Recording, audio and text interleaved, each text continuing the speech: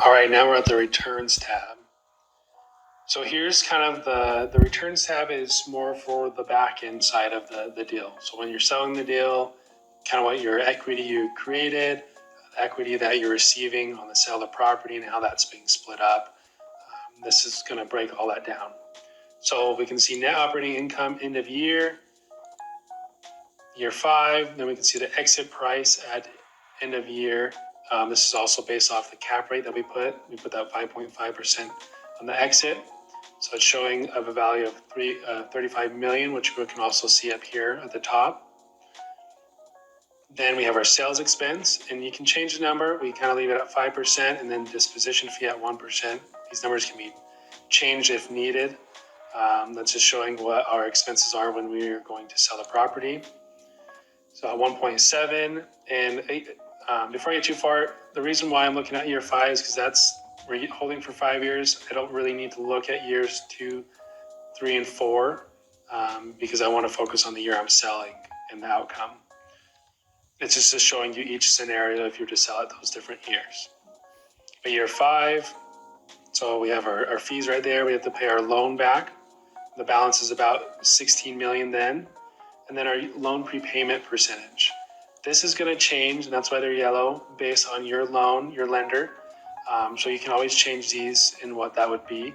But so at 7% for year 5, that's going to be a 1.8 or $1.1 million prepayment penalty that you're going to have to pay because you're getting out of the loan earlier than your term.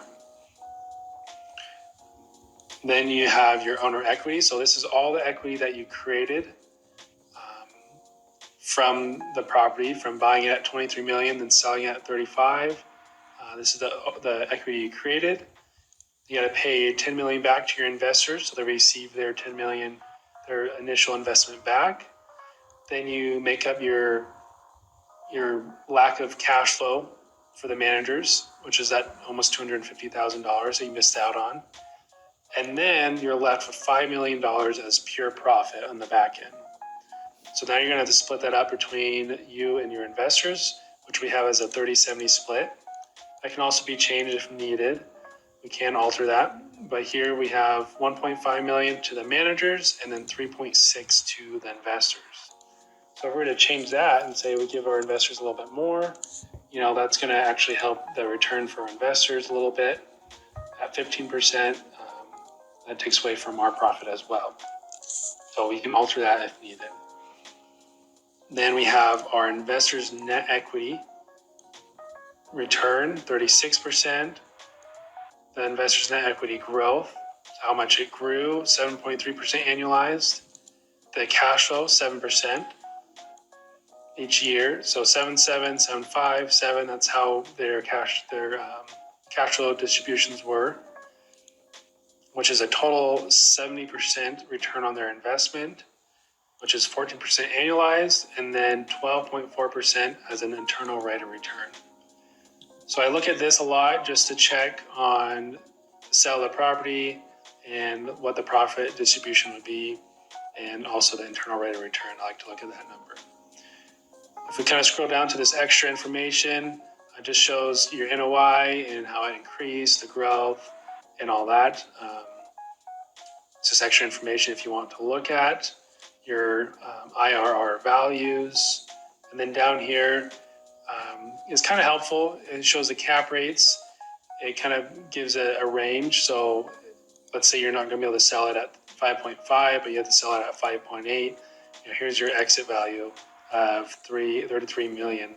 So that's 2 million that you're losing out on because market changed. Or if the market's doing better, that's 2 million that you are able to extra profit on. So it's just a good way to see how volatile your property will be depending on the market. So that's a return tab. This last tab I want to go over is returns and cash flow. This tab is to kind of show your investors when you're talking to investors about investing in multifamily, investing in your deals. This is where you can show them. So here is, we can change this one number and it's not going to change any of your other numbers in your spreadsheet. This is only for kind of show purposes. So first off, we have the equity returns. That $10 million invested. Here's the cash flow going out each year to all your investors. And here's what it's showing the percentage wise. The total return of just cash flow is 3.3 million, almost 3.4, which is a 34% return. Their equity split of 3.6 million, which is their total return of 7 million, which is a 70% total return. So that's the overall for all the equity being put into the deal. But then if you scroll down here, we have the annual cash flow for $100,000 invested section. This is to show your investor, if they were to invest $100,000, this is how much cash flow or distributions they'll receive each year. And then it's going to show their equity gain portion at the sale of property, their total investment value. So they invested $100,000.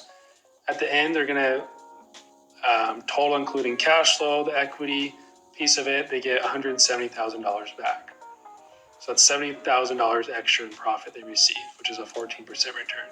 So this is where you can kind of talk to them about it, show what their money is. We can change this number to say $250,000 and they can see what their return's going to be. Their percentage is going to stay the same, but the amount they receive is going to be different. And say maybe it's just $50,000 you're going to invest.